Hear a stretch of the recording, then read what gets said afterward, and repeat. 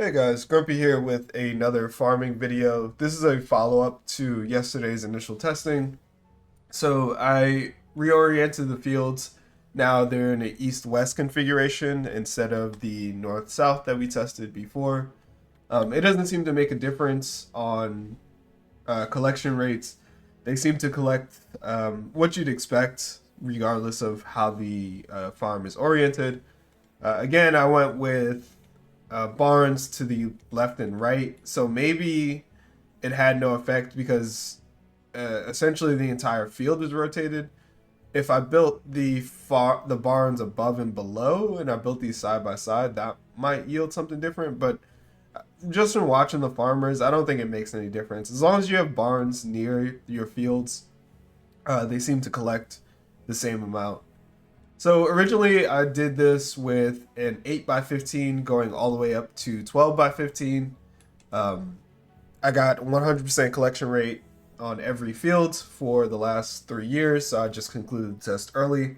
And then I scaled it up to 13 by 14, 13 by 15, 14 by 15, and 15 by 15, just to see if the fields being oriented east to west made a difference. So these are the collection rates. So on the 13 by 15, it's usually around 1,000, just depending on how the weather is. This year we were lucky, so we were able to collect more. So we had 1,100. For the 14 by 15, there was an anomaly last year where there was a 100% collection rate, so we collected 1,400. And then this year we collected the normal amount, which was 1,000, or not the normal, but like the expected maximum, which is around 1,000. And then for the 15 by 15, it's fluctuated between 1,000 and 1,200, again depending on the weather. What I've noticed is with these bigger fields and just in general, it's less. How do I word this? What seems to affect your fields if you just have one farmer is your farmer's temperament. So if I find this farmer, so this farmer is very happy, 5 stars. They don't idle much. They don't wander off. They have steel tools. They have excellent clothing. So most of the year they're working, which means they are more likely to harvest all of their crop. Let me see if I can find another farmer. Well, all these farmers are happy and healthy, but like if you had a farmer that was had a low happiness rating because his family members died off, or he didn't have, there wasn't any like alcohol available, or he was like in poor health, and he had to go visit the herbalist a couple of times. With these larger fields, that's what's likely to destroy them because you don't spend time, your farmer doesn't spend time both seeding the field and then harvesting. So for bigger plots, you want two farmers, not necessarily because that'll yield you more because they can't collect that much, but because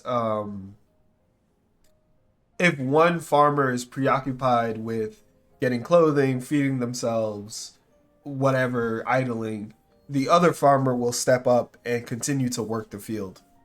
So that's why you would want two farmers for these larger plots. Because the 14 by 15 was collected 100% with just one farmer, and that's because they had a stellar year, but that's inconsistent. So if you're going for anything larger than a 12 by 15, actually, I guess even with the 12 by 15, if you're going with anything larger than that, then I would definitely recommend two farmers, just so if one farmer idles or just goes away, you have another farmer well, not on standby, but like also helping to contribute. But those are the conclusions. In the next video, I collected all of the trade seeds, so we will be doing growing, and we'll just measure the rates of growth over a 5-year period. These are 12 by 15 fields. I like the 12 by 15 fields. I think you get a nice balance with the odd reduction in efficiency you know, going back to your farmers idling. But in general, you're collecting between 1,000 and 1,200 anyway, which is pretty good for just one worker. Anyway, hope you guys enjoyed that video. Other than that, Grumpy out.